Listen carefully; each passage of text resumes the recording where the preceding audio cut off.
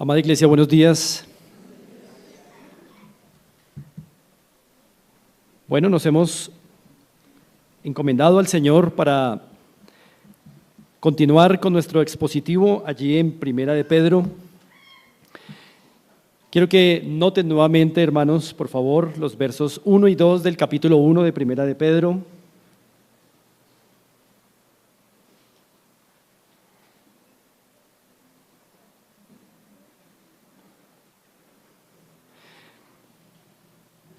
Y quiero que por favor, hermanos, consideren, como les he dicho, la importancia de esta introducción.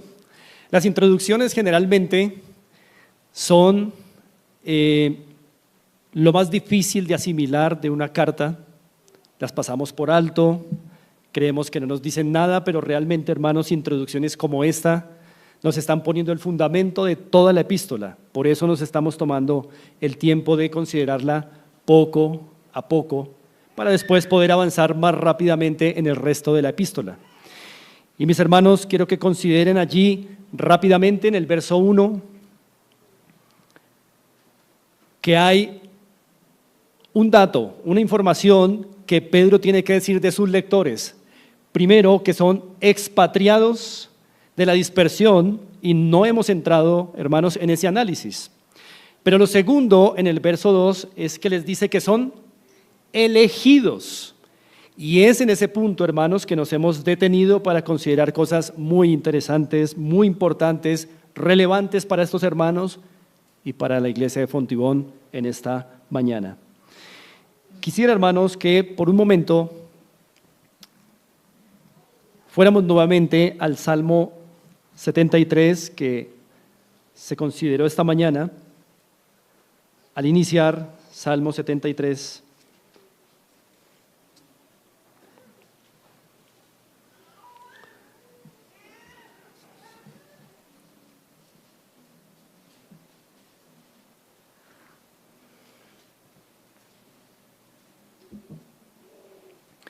Quiero tomar algunos pensamientos que el pastor Engelberg esta mañana nos compartía del Salmo 73, 17. Dice: hasta que entrando en el santuario de Dios, comprendí el fin de ellos. Y como nos comentaba el pastor Engelberg esta mañana, hermanos, para el pueblo de Dios es crucial entrar en el santuario de Dios. Y ustedes saben, hermanos, que el santuario de Dios no es este lugar, pero somos nosotros al estar reunidos. Es en este lugar, hermanos, donde el Señor nos va a dar comprensión, como se nos decía esta mañana, de lo que entre semana, hermanos, nos es difícil asimilar. Este es un momento clave, hermanos. Es un momento importante, el que acabó de pasar igualmente. Leer las Escrituras, orar las Escrituras, cantarlas. Y este momento de exposición va a ser, hermanos, el único medio que el Señor va a usar para resolver lo que entre semana no podríamos resolver de otra manera. Hay una forma, hermanos, en que el Señor se manifiesta de manera especial hoy y que no lo hace de lunes a sábado. Hermanos, aprovechemos que hoy el Señor tiene dispuesta para nosotros una sabiduría especial con la cual vamos a comprender no solo el fin de ellos, de los impíos, pero muchas otras cosas, hermanos, que necesitamos considerar para nuestra vida cristiana. Y así, hermanos, entonces, volviendo a Pedro, seguimos mirando y revisando ese versículo 2 de su primer capítulo. Ponemos nuestros ojos allí nuevamente, hermanos, nuestro corazón. Que el Señor nos hable a través de su palabra. Dice Pedro de sus lectores, elegidos según la presciencia de Dios Padre en santificación del Espíritu para obedecer y ser rociados con la sangre de Jesucristo. Gracia y paz os sean multiplicadas. El domingo anterior, hermanos, consideramos la expresión elegidos según la presciencia de Dios Padre. Y dijimos, hermanos, que la presciencia es ese conocimiento selectivo de Dios, conocimiento selectivo a través del cual Dios quiere mirar a algunos con favor especial, y a esos los hace objetos de su amor. Así que, hermanos, en ese sentido hicimos una distinción entre el conocimiento de Dios como creador y el conocimiento de Dios como salvador. Dios como creador conoce todas las cosas perfectamente, aún sin haberlas creado. En su decreto eterno, como creador, conoce todas las cosas y a todas las personas de manera perfecta, porque Él es la causa y fuente de todo lo que existe. Pero como salvador, el Señor solo conoce a los que Él quiere conocer. Por eso la presciencia ocurre cuando ha habido un decreto previo, y ese decreto define a quienes Dios quiere mirar con favor. Luego en la presciencia los mira con favor, los hace objetos de su amor y así después los elige. Así ocurre, hermanos, nuestra pertenencia al pueblo de Dios. No porque nosotros hayamos sido muy inteligentes, muy sabios para venir a conocer al Señor, sino por pura gracia de Dios. Pero, hermanos, necesitamos seguir revisando toda la información importante que Pedro tiene que decirle a sus lectores y a nosotros en esta mañana en el verso 2. Anteriormente, hermanos, es decir, el domingo pasado, analizamos que la elección es según la presciencia de Dios, pero comenzamos, y solo comenzamos, a mirar que la elección también es según el plan intratrinitario de Dios. ¿Qué quiere decir esto, hermanos? Que la elección del pueblo de Dios es un acto tanto del Padre, en donde también el Hijo y el Espíritu Santo juegan papeles, roles importantes. Toda la Trinidad está involucrada en la salvación de los elegidos, de su pueblo. Y tenemos que considerar, hermanos, entonces, todo el verso 2, porque nos enseña que los elegidos o la elección procede gracias al plan intratrinitario de Dios, Padre, Hijo y Espíritu Santo involucrados en la redención de su pueblo. Habíamos comenzado, hermanos, a considerar esa segunda expresión en santificación del Espíritu.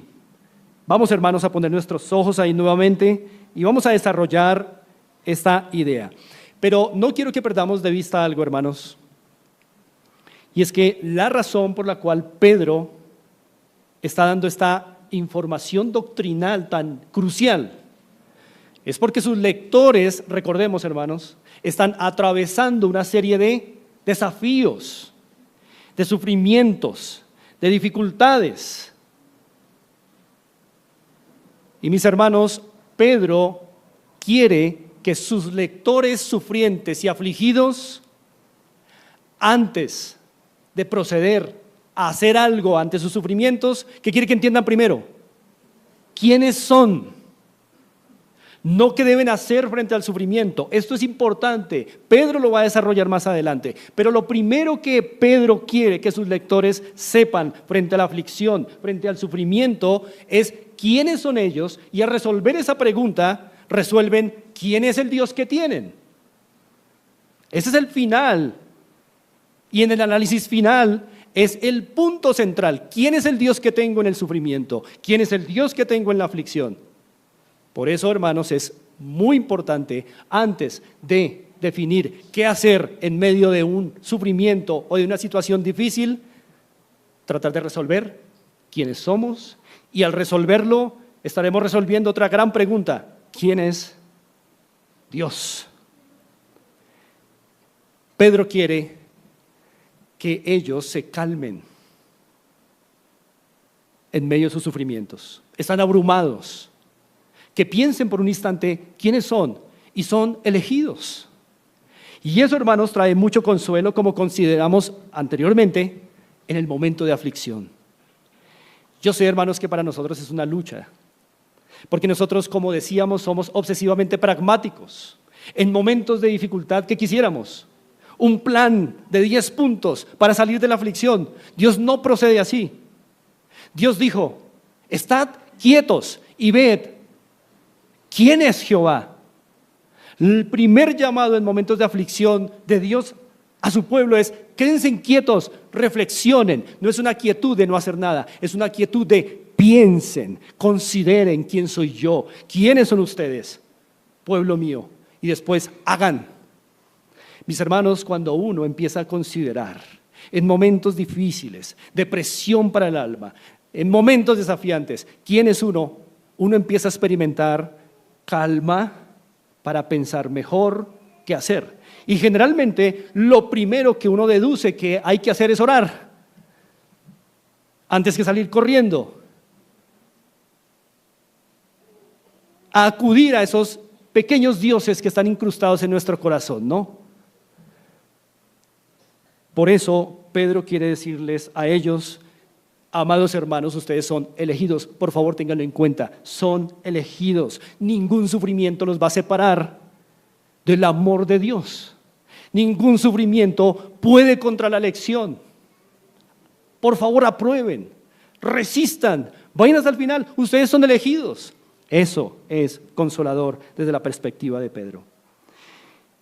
Así que, hermanos, Pedro dice a sus lectores y a nosotros: elegidos según la presciencia de Dios Padre, y ahora en santificación del Espíritu.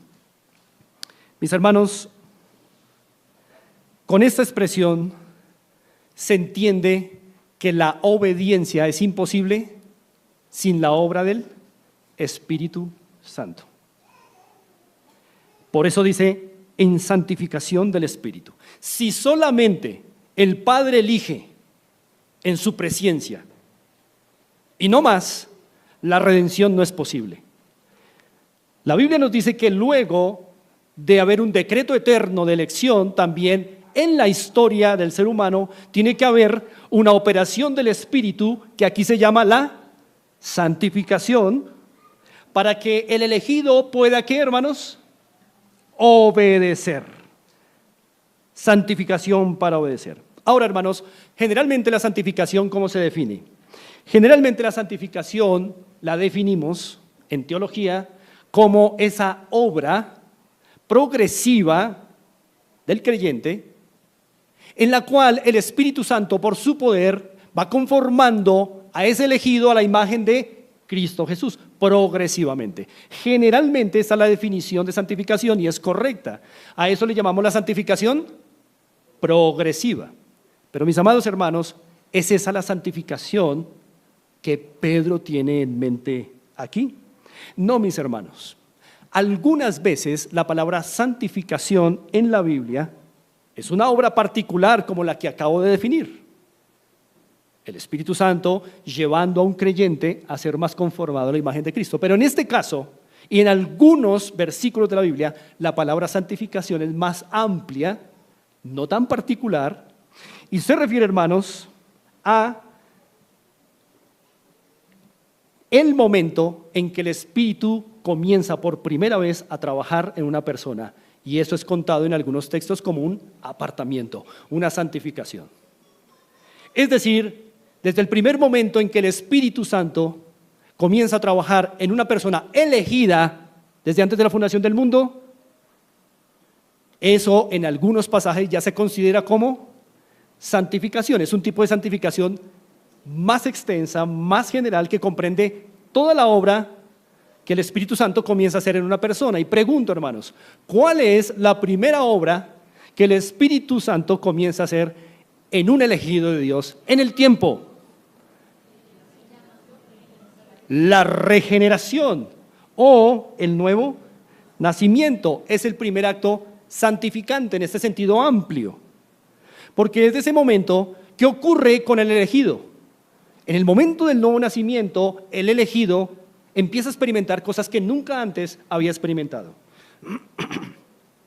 Por ejemplo, la disposición del elegido hacia Dios cambia. milagrosamente. Antes Dios no era nada, ahora Dios es santo, justo y misericordioso. La disposición del corazón hacia uno mismo cambia. Antes yo era bueno, ahora soy malo. La disposición hacia las provisiones de Dios cambia. Antes no necesitaba de Cristo, ahora es el todo de la provisión de Dios para mi vida. Así, hermanos, desde el primer momento en que el elegido es objeto de un trato santificador del Espíritu Santo en la regeneración, su vida comienza a cambiar milagrosamente, hermanos, porque recordemos que la regeneración es una resurrección en el sentido espiritual, un nuevo nacimiento. Ahora, hermanos, si el verso 2 alude a la regeneración, entonces el resultado de la regeneración en el verso 2, ¿cuál es? En el verso 2, santificación, se refiere allí a regeneración del espíritu, ¿para qué? Obedecer. Lo que quiere decir que el regenerado siempre responderá. Y hermanos amados, ¿cuál es el primer acto de obediencia de alguien que ha nacido de nuevo? Como resultado de nacer de nuevo. ¿Cuál es? El primer acto de obediencia de un regenerado.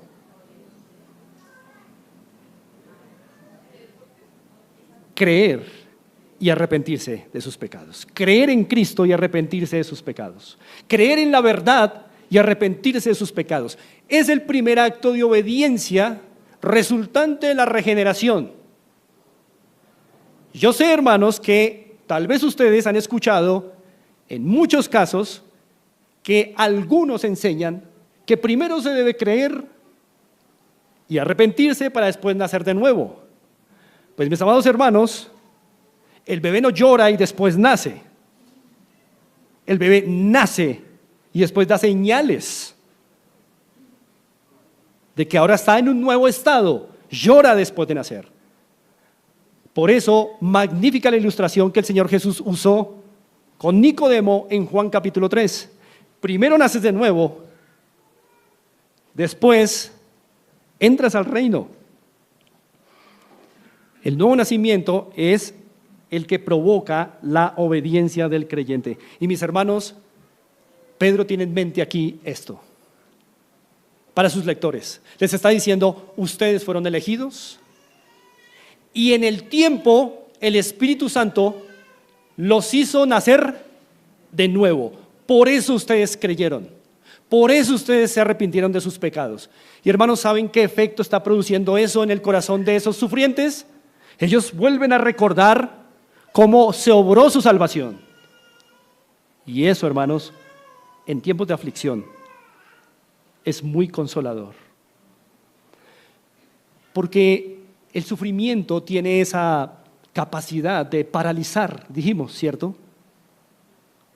Y a veces se nos olvida que somos creyentes en Cristo y que nos hemos arrepentido de nuestros pecados. Qué bueno que Pedro les recuerda a sus lectores sufrientes y a nosotros en esta mañana que por la gracia de Dios creímos en Cristo, creímos en la verdad y nos hemos arrepentido de nuestros pecados. Hermanos, cuando uno considera eso en tiempos de aflicción, uno recibe un fresco, un nuevo aliento para enfrentar el sufrimiento. Ya que Pedro da a entender más adelante en esta epístola, ya llegaremos allí si Dios lo permite, que la fe y el arrepentimiento que surgen del nuevo nacimiento son características que permanecerán en el elegido hasta el día de su muerte. Y mis hermanos, la fe y el arrepentimiento entonces no es algo que experimentamos un día, es algo que el elegido día a día tiene que seguir experimentando. Por eso cuando usted lee pasajes que dicen, el que persevere hasta el fin será salvo, usted a veces podría interpretar esto como, entonces hay que esforzarse en obras para ser salvo. De ninguna manera. Textos así lo que nos dicen es que el verdadero creyente, el que verdaderamente ha creído, finalmente se probará como verdadero creyente si su fe llega ¿hasta dónde? Hasta el final. No 15 años de su vida, no 5 años, no 1 año, hasta la muerte. La verdadera fe en el regenerado llega hasta el final. Así que, mis hermanos, Pedro quiere recordarle a sus lectores que ya han creído en Cristo, que se han arrepentido de sus pecados porque el Espíritu Santo los hizo nacer de nuevo. Así que estos hermanos, y ustedes y yo, hermanos, no contamos solo con la elección según la presencia de Dios Padre, sino que ellos y nosotros contamos con la santificación del Espíritu, por lo cual nos es posible a todos seguir creyendo en Cristo y seguir arrepintiéndonos de nuestros pecados. Yo le animo a evaluar si cada día usted sigue creyendo en Cristo, si cada día usted sigue arrepintiéndose de sus pecados. Es la marca de verdaderos nacidos de nuevo, de verdaderos santificados por el Espíritu. Si eso no está pasando, usted podrá cantar hermosos los himnos, congregarse, ofrendar, pero está muerto en delitos y pecados. Y estos hermanos que sufren necesitan recordar: sí, de verdad, soy un verdadero creyente. El Espíritu en efecto ha obrado en mí, y eso da valor para enfrentar las crisis que esos hermanos tienen, las que ustedes y yo podamos tener hoy en día, hermanos. Por eso es más importante en el momento de aflicción recordar quiénes somos antes que qué hacer. Porque cuando usted entiende que es elegido por la presencia del Padre y santificado en el Espíritu, recuerda quién es. Recuerda que usted fue apartado para creer en Cristo, para arrepentirse de su pecado, no para despedazarse y deshacerse en medio de un sufrimiento, de una calamidad o de una aflicción. Es lo que los lectores de Pedro en este momento están rebobinando gracias a esta epístola. Así que, hermanos, como les decía, una aflicción puede absorbernos, paralizarnos, un desafío, una noticia desfavorable, qué sé yo, hermanos. Pero saber que el Espíritu Santo nos santificó nos previene de colocar fe en cosas y en personas cuando estamos sufriendo. Y recordamos que nuestra fe ha sido, es y será ¿en quién? En Cristo nuestro Salvador. Nos previene de reaccionar pecaminosamente porque recordamos: el Espíritu me santificó, me he arrepentido de mi pecado. Eso está logrando un efecto muy interesante en la vida de estos hermanos sufrientes.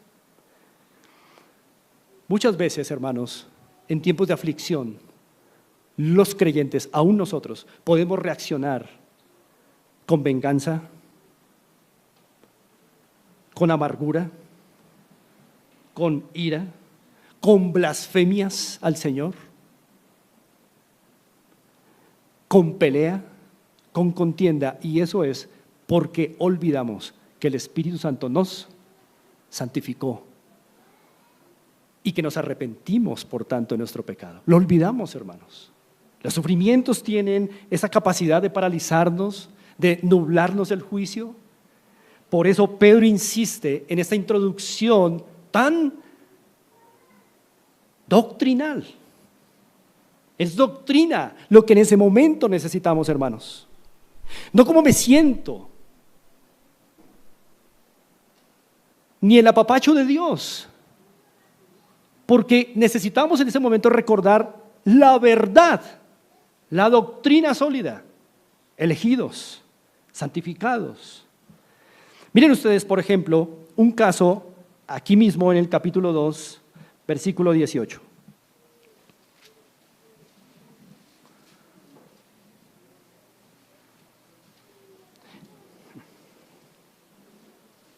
Dice así el verso 18: criados, estad sujetos con todo respeto a vuestros amos, no solamente a los buenos y afables, sino también a los difíciles de soportar.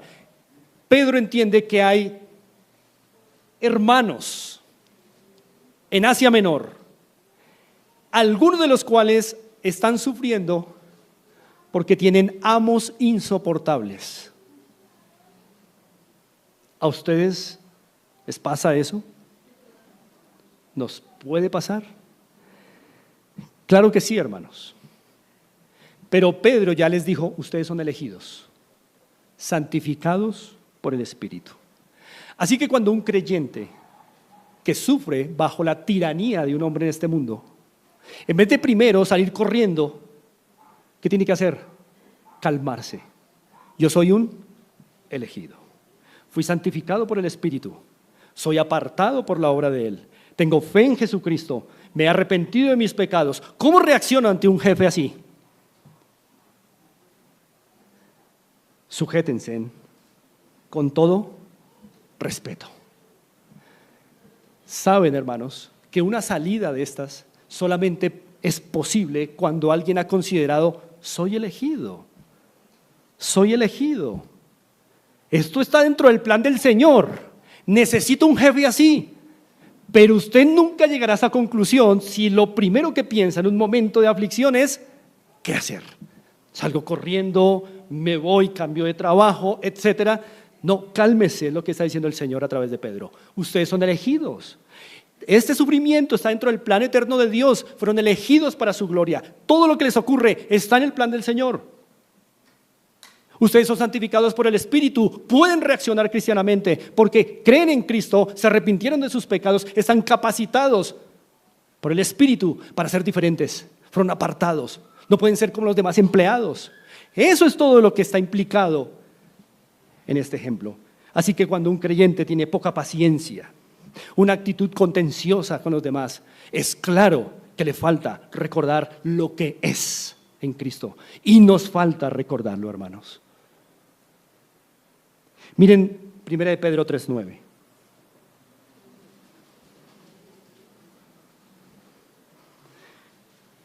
No devolviendo mal por mal, ni maldición por maldición, sino por el contrario, bendiciendo, sabiendo que fuisteis llamados para que heredaseis bendición. Hermanos amados, si Pedro tiene la necesidad de escribir esto, es porque entiende que sus lectores luchan en medio de sus sufrimientos. Y parte de esa lucha, se nos revela aquí, es que ellos están tentados ¿a qué? A responder con la misma moneda que les pagan. ¿No es eso lo que muchos de nosotros sentimos cuando esto nos ocurre? Cuando usted, hermano, va en su auto y le cierran injustamente y tras del hecho sale algún bravucón a decirle cuantas cosas quiera. ¿Qué quiere usted en ese momento? ¿Orar? ¿Cantar una alabanza? ¿Usted quiere maldecir? Ese es su corazón. Pero como usted es elegido y como usted es apartado por el Espíritu, Pedro dice, no devuelvan mal por mal. Bendigan, bendigan. Mis hermanos, no podríamos llegar a esta conclusión a no ser que consideremos no qué hacer, sino quién soy. ¿Quién soy? Mis hermanos, si continuamente lo consideráramos, muchos de los pecados que hemos cometido no hubieran ocurrido. Pero como siempre estamos ahí, ¿qué hacer? Y el corazón en su primer impulso nos dice, ¿qué hacer? Y el corazón es engañoso más que todas las demás facultades. Miren 1 Pedro 4:14. Si sois vituperados por el nombre de Cristo, sois bienaventurados, porque el glorioso Espíritu de Dios reposa sobre vosotros. Ciertamente de parte de ellos Él es blasfemado, pero por vosotros es glorificado. Y mis hermanos, reitero, para uno llegar a este tipo de conclusiones y ese tipo de decisiones en la vida, habrá primero que considerar quiénes somos. Además, esto tiene un efecto muy persuasivo en nuestras vidas. Cuando usted quiere, hermano, maldecir en respuesta a una ofensa, a un vituperio por causa de su fe, o quiere responder como su engañoso corazón le dice que debe responder, con amargura, con venganza, qué sé yo, el solo hecho de recordar que usted es un elegido, apartado por el Espíritu, es como un baldado de agua fría en ese momento, que lo deja pasmado y le dice: qué vergüenza sería yo contestar así, siendo yo un elegido, un apartado por el Espíritu para obedecer. ¿Estamos de acuerdo, hermanos? Por eso Pedro procede pedagógicamente de esta manera. No quiere darles instrucciones sin antes primero decirles quiénes son por la gracia de Dios. Y ustedes y yo muchas veces nos llenamos los labios diciendo: soy lo que soy por la gracia de Dios. Pues mis hermanos, eso se va a ver en el momento de aflicción, de crisis, de desafío, porque ahí en verdad uno tiene que decir: Señor, por la gracia tuya, soy lo que soy, y por tanto no voy a reaccionar como si fuera uno más de ese montón de impíos. Soy apartado. Eso es lo que necesitan escuchar los lectores de Pedro, y ustedes y yo, hermanos, en esta mañana. En conclusión, ¿qué relación tiene el Espíritu con la elección?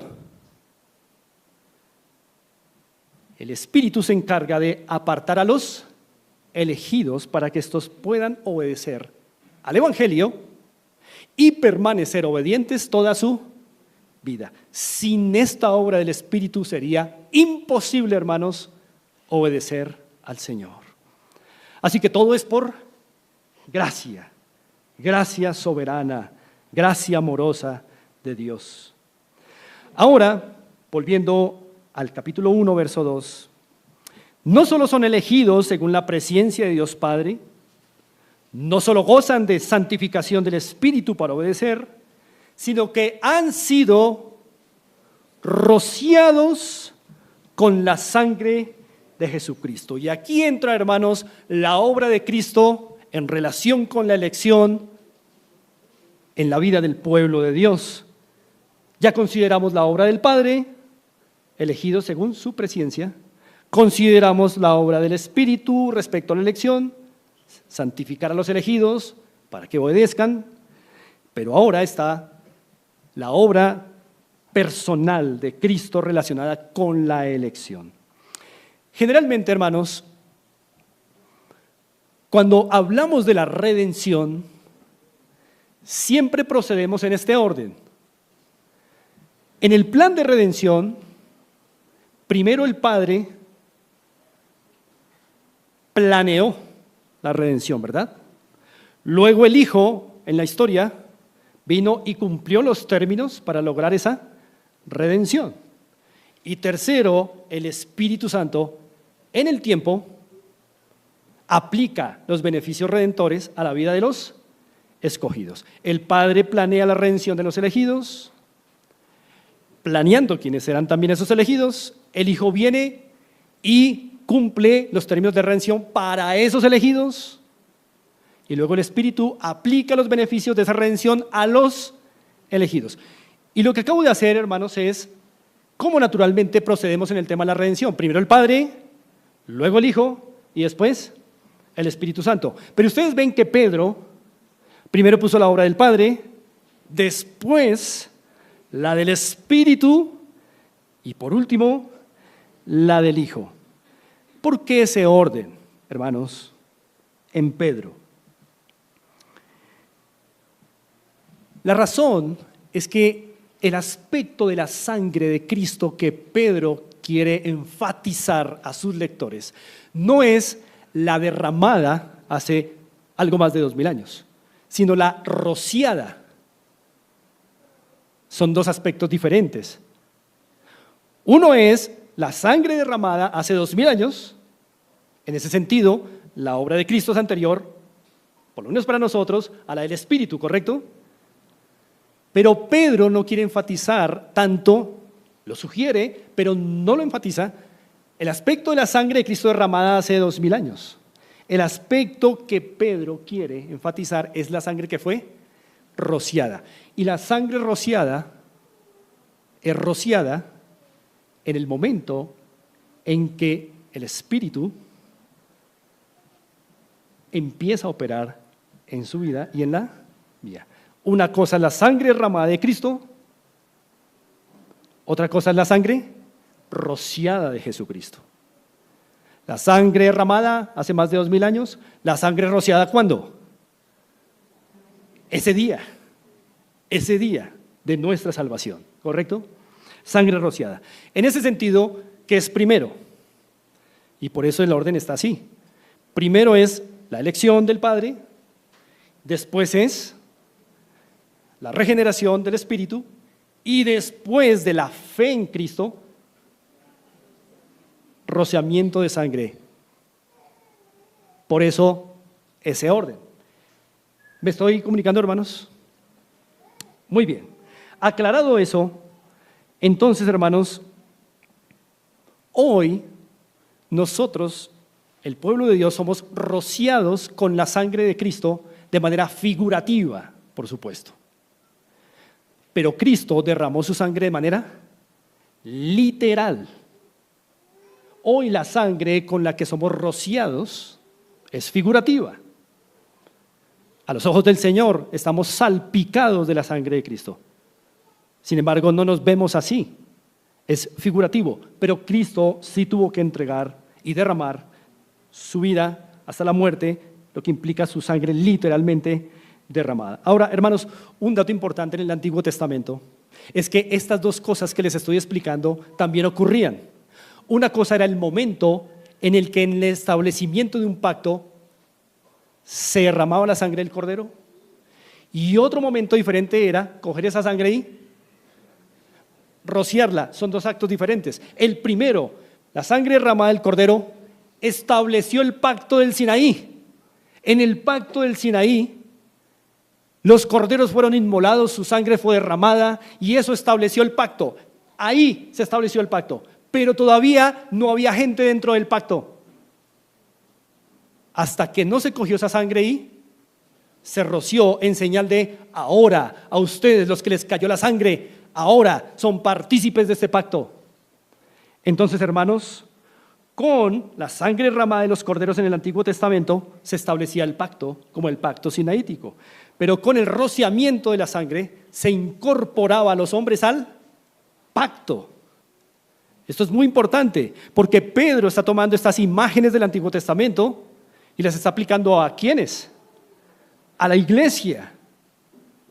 Y que en un sentido espiritual está ocurriendo lo mismo, pero con mayor significado, por supuesto, en Cristo.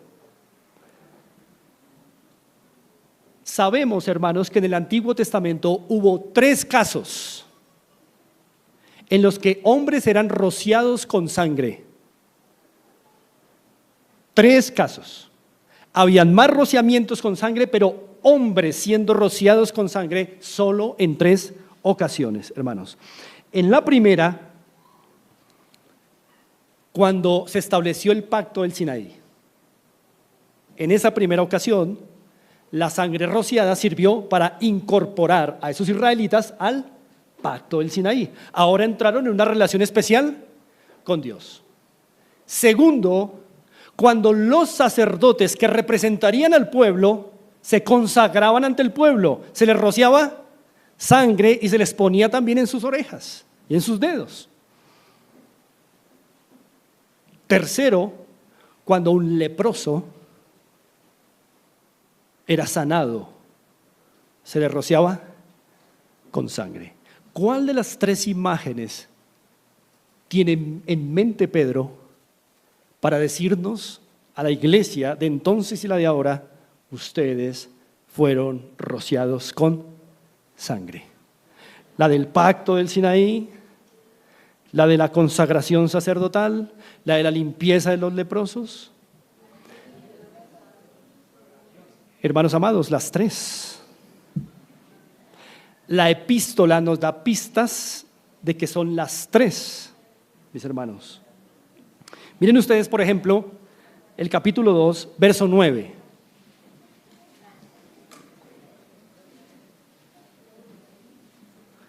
Primera de Pedro 2:9 dice así: mas vosotros sois linaje escogido, real sacerdocio, nación santa, pueblo adquirido por Dios.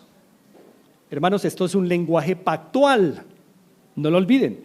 Estas palabras usted las encuentra en Éxodo 19, previo a Éxodo 20, que fue el establecimiento del pacto del Sinaí.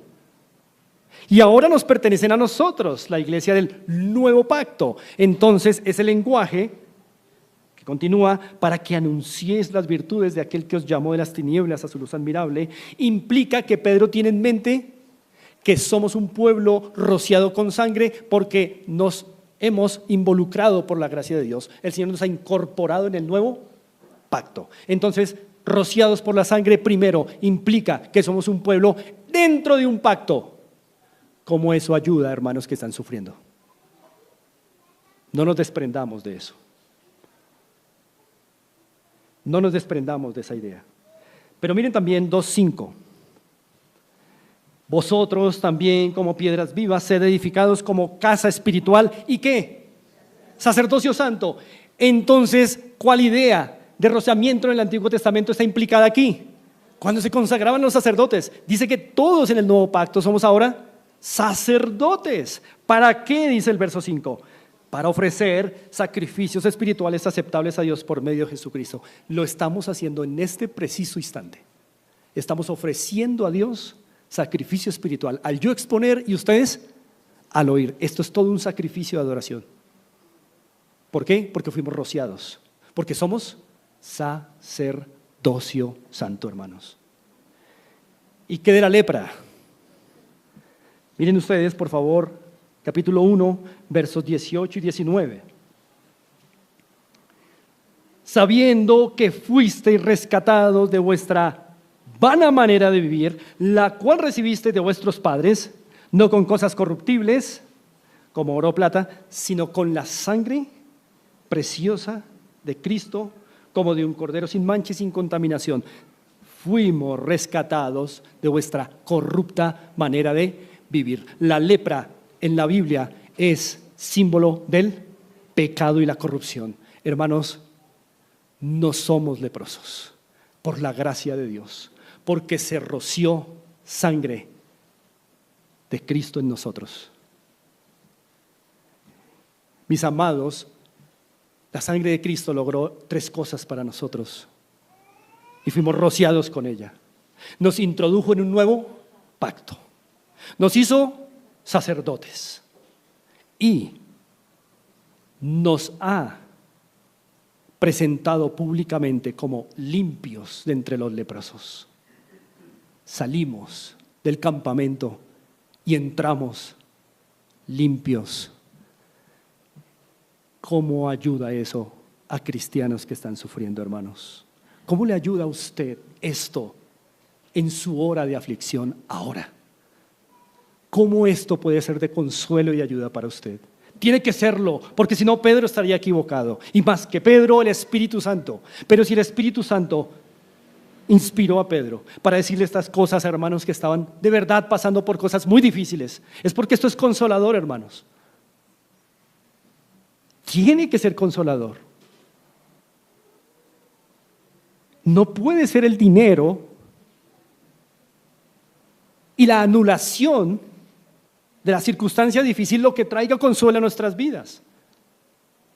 El salmista dijo: miré al Señor, invoqué al Señor y Él me oyó. Y de todos mis sufrimientos, temores. Las circunstancias siguieron, pero el Señor le libró de sus temores. Es lo que necesitamos, hermanos. A veces es necesario pasar por aflicciones y no podemos determinar cuánto tiempo, pero podemos ser consolados a lo largo de esa aflicción. Así que, mis amados, ¿cuál es el objetivo de Pedro? Al mencionar a sus lectores sufrientes, atacados, perseguidos, que fueron elegidos según la presciencia de Dios, santificados por el Espíritu para obedecer y rociados con la sangre de Cristo. El propósito, hermanos, es que Pedro quiere que mientras ellos van sufriendo, mientras van llorando, mientras se van lamentando por lo que están viviendo, no olviden que están marcados con sangre. Son un puñado de sufrientes marcados con sangre. Son un pueblo ensangrentado. O sea, purificado, consagrado como sacerdocio y parte de un nuevo pacto. Mis hermanos, esto es tan grandioso. Todavía no tenemos la cabeza, la capacidad mental ni cerebral para entender la riqueza de lo que Pedro está diciendo aquí, hermanos. Pero tenemos, por lo menos, indicios de que esto es consolador, de que nada, hermanos, en esta vida nos podrá separar del Señor, ni podrá afectar nuestra adoración porque somos sacerdotes, ni podrá enviarnos a una condición de pecado porque nuestra lepra fue sanada, aunque suframos, aunque seamos afligidos, hermanos. Así que no debemos, hermanos, responder a la ansiedad como el mundo responde a la ansiedad. Ustedes saben, yo sé cómo el mundo responde a la ansiedad. Hay muchas formas en que el mundo responde a la ansiedad. Y he dicho, hermanos, con temor y temblor, que es posible que un creyente se deprima. Es posible. Lo que no es justo es que un creyente no sepa cómo resolver esto. No es justo si en verdad somos elegidos según la presciencia de Dios, santificados por el poder del Espíritu y rociados con la sangre de Cristo. Hermanos, podremos llorar, nos podrá doler el corazón, pero, hermanos, detener nuestra vida en Cristo por una aflicción no es justo. Y es lo que Pedro quiere con estos hermanos. Por favor, consideren quiénes son. No se bloqueen en medio de estos sufrimientos. Pensemos en cómo los no creyentes manejan sus ansiedades, hermano. Si hemos hecho lo mismo que ellos, o similar siendo creyentes, hemos olvidado quiénes somos en Cristo y por la gracia de Dios. Un pueblo marcado con sangre, un pueblo ensangrentado, purificado para vivir en santidad,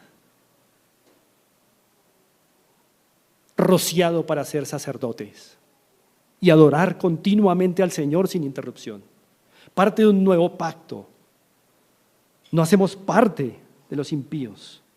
Todo esto ha logrado la sangre rociada de Cristo. Hermanos, qué privilegio ser un pueblo elegido según la presciencia de Dios, en santificación del Espíritu para obedecer y rociados por la sangre de Jesucristo. Qué consolador, hermanos. Un pueblo marcado por el Señor con su sangre. Así que hasta hoy, hermanos, consideramos una de las dos cosas que Pedro le dice a sus lectores para consolarlos, y es que son elegidos. Elegidos según la presencia de Dios y elegidos según el plan intratrinitario de Dios. Ahora, hermanos, pasaré a unas conclusiones finales. Los lectores originales de esta carta estaban padeciendo persecución por ser cristianos. Entiendo que hoy nosotros, por lo menos aquí en esta iglesia, no estamos atravesando por la misma situación de estos hermanos. Nuestros dolores son un dolor de muela, ¿cierto? Un dolor de oído y en verdad a veces sufrimientos muy sustanciales, la pérdida de una persona que amamos. nos abandonan, enfermedades en nuestro hogar, rupturas. En verdad hay cosas sustanciales que sufrimos, pero no por la vía de la persecución. ¿Estamos de acuerdo? Es decir, todavía podemos estar aquí libremente, predicar, ustedes salir, decir que son creyentes, y va todo tan bien. Sin embargo, hermanos, sufrir por la fe no es algo que solamente ocurra cuando hay persecución oficial del Estado hacia el pueblo de Dios. Sufrir por la fe, hermanos, de hecho es una realidad diaria. Déjenme poner en contexto esto. Cada momento que usted y yo nos negamos a hacer algo que el corazón nos impulsa a hacer y nos negamos a ello por causa de la santidad del Señor, entonces eso es tomado como un sufrimiento por causa de la fe. ¿Por qué? Cuando usted se niega a hacer algo que su corazón le dice que haga, pero usted no lo hace, porque usted sabe que sobre su cabeza hay un Dios santo que le ha elegido, un espíritu que le ha santificado, un hijo de Dios que le ha rociado con su sangre, un Dios santo. Usted se niega y ¿qué empieza a sufrir? ¿Qué empieza a sufrir de usted? La carne. Y cuando la carne sufre la negación de eso que el corazón tan fuertemente nos está impulsando a hacer, podemos decir, estoy sufriendo por causa de ¿quién? Del Señor. Cada vez que usted no peca, porque usted es consciente de que Cristo le roció con su sangre, usted está sufriendo por causa de Cristo, porque su carne sufre.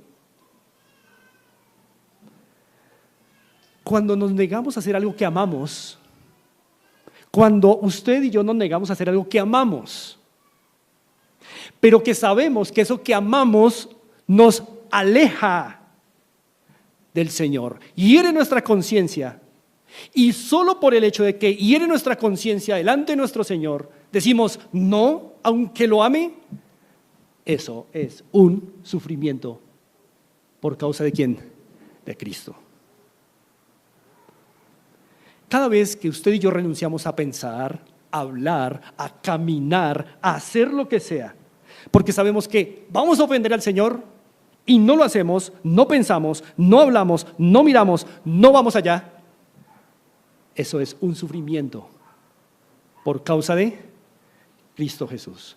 Y mis hermanos, si con esto que es pequeño no podemos, ¿cómo será cuando venga una persecución por parte del Estado? Que no parece que esté muy lejana.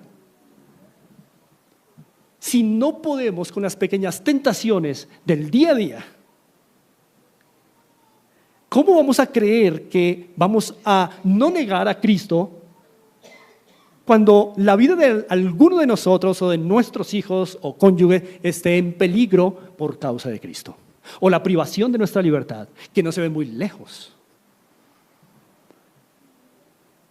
Hermanos, sufrir por Cristo es un llamado cotidiano, es un llamado diario.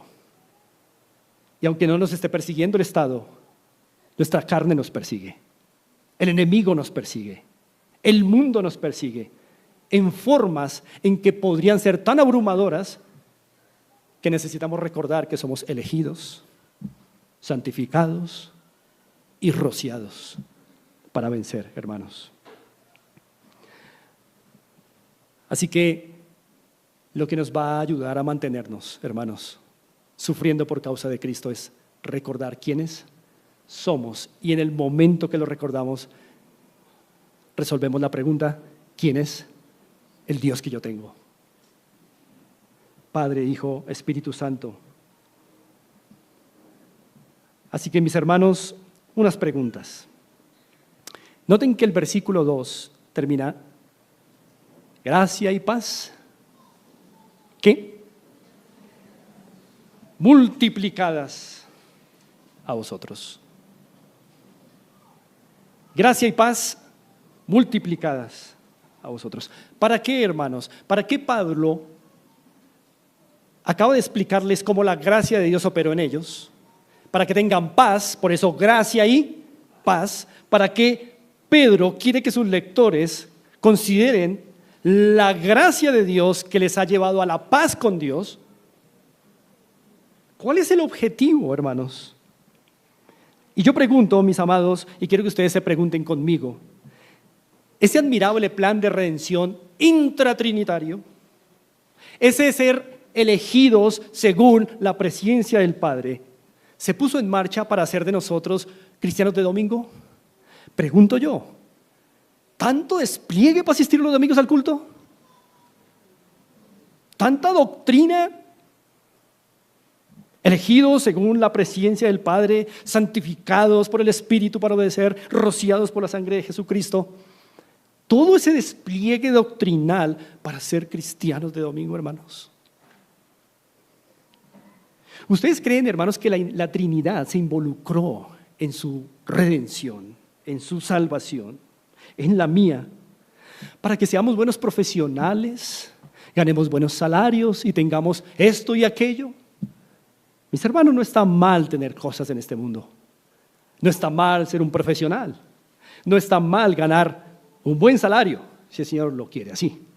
Pero ¿ustedes creen que Padre, Hijo y Espíritu Santo se involucraron en su salvación, en la mía, para que solo seamos en esta vida buenos profesionales? ¿Buenos trabajadores solamente? ¿Ganar un buen salario, tener esto y aquello? Mis hermanos, yo creo que no. ¿Ustedes creen, hermanos, que Cristo se entregó en todo su ser por los escogidos del Padre, para que luego nosotros le valoremos tan pobremente y digamos cosas como, no hay como mi familia, o hagamos de nuestro cónyuge nuestro Dios, o nuestros hijos lo más hermoso de esta vida? Porque me preocupa, hermanos, cuando veo estados de hermanos que dicen, mis hijos, lo más hermoso de esta vida. ¿Y entonces dónde está Cristo? ¿Creen que Él se entregó para ser valorado así, hermanos? Sí, nuestros cónyuges y nuestros hijos son hermosos, preciosos, ciertamente, pero no son dioses y no rociaron sangre en nuestras vidas. Van a pasar, pero queda Cristo. Pedro quiere que sus lectores entiendan eso, hermanos. ¿O creen ustedes que el Espíritu Santo operó en nosotros el nuevo nacimiento, nos regeneró, nos resucitó con su poder, como para que nosotros luzcamos muy santos en público y no en privado? Yo creo que no, hermanos. ¿Ustedes creen, hermanos, que es congruente que la sangre de Cristo se haya aplicado a nosotros y que seamos derrotados por la depresión, que seamos acabados en la aflicción? No me parece, hermanos, coherente. No me parece congruente a la luz de esto. Es cierto, hermanos, las aflicciones pueden romper nuestro corazón, pero detenernos. ¿Para eso se derramó y se roció la sangre de Cristo en nosotros? ¿Para que llegue una aflicción y dejamos de adorar con el pueblo de Dios? Nos frustramos y nos entregamos a los vicios pecaminosos porque estamos atribulados. Hermanos, ¿ustedes creen que es razonable que se diga que el Padre nos eligió según su presencia para que después, si alguien no nos saluda o nos quitó su amistad, nos arruinemos? Ven, hermanos, ven. Es decir, no es poco lo que el Señor ha hecho. Deberían nuestras vidas ser más coherentes con la grandeza de su gracia. Pues, hermanos, en 1 de Pedro 2:9, texto que ya leímos, dice: mas vosotros sois linaje escogido, real sacerdocio, nación santa, pueblo adquirido por Dios, para que anunciéis cada día, anunciéis las virtudes de aquel que os llamó de las tinieblas a su luz admirable. Mis hermanos, todo este plan intratrinitario de Dios se puso en marcha para acabar con usted y conmigo. ¿Cuándo lo entenderemos? Todo eso de la elección según su presciencia, el Espíritu santificando y el Hijo rociando con su sangre, se desplegó en el pasado en el presente y lo que falta por ocurrir en el futuro para despedazarlo a usted y a mí. ¿Cuándo lo entenderemos? ¿No hizo Dios todo lo que hizo, está haciendo y hará para hacer una versión mejorada de nosotros?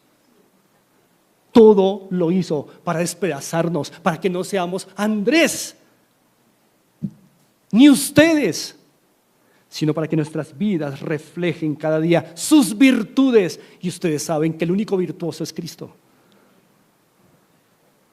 Así que nos es útil, hermanos, recordar que todo esto que el Señor ha hecho, está haciendo y hará, es para despedazarlo a usted y a mí.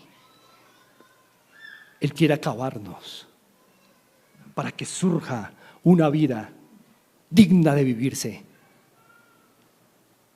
conformados a la imagen de Cristo. Solo Él es digno, hermanos. A los niños que están presentes, niños amados, Dios usa su palabra para llamarlos a la salvación. Por eso, como padres, no les dejamos en un salón atrás. Les traemos para que escuchen lo que Dios ha hecho, lo que el Padre ha hecho, lo que el Hijo ha hecho, lo que el Espíritu Santo ha hecho. Y nos alegran que estén aquí, niños. Pero también les insistimos en que estén atentos, porque en cualquier momento puede ser el día en que el Espíritu Santo les santifique, si Dios en su gracia lo tiene a bien. Niños, no toda la vida puede ser juego, fútbol y carritos. Ustedes necesitan al Señor también. Por eso nos alegra que estén aquí. Necesitan escuchar esto que Dios ha hecho. Hoy puede ser el día de su llamamiento. Por eso, como padres, niños, les insistimos, concéntrense. Y no les apartamos haciéndoles un daño para su salvación. Hermanos, oremos. Te damos gracias, Padre, por concedernos en esta mañana considerar las grandezas de tu gracia. Gracias, Padre, por habernos elegido según tu presciencia. Gracias por haber enviado a tu Espíritu para santificarnos, para obedecer. Gracias, Padre, por tu Hijo. Gracias por tu consejo eterno para que su sangre fuera derramada. Gracias porque a través de tu Santo Espíritu la has rociado en nosotros. Gracias por hacernos parte de un pueblo ensangrentado, un pueblo marcado para la santidad. Señor, ayúdanos a ser consolados con estas preciosas verdades. Te lo pedimos en Cristo. Amén.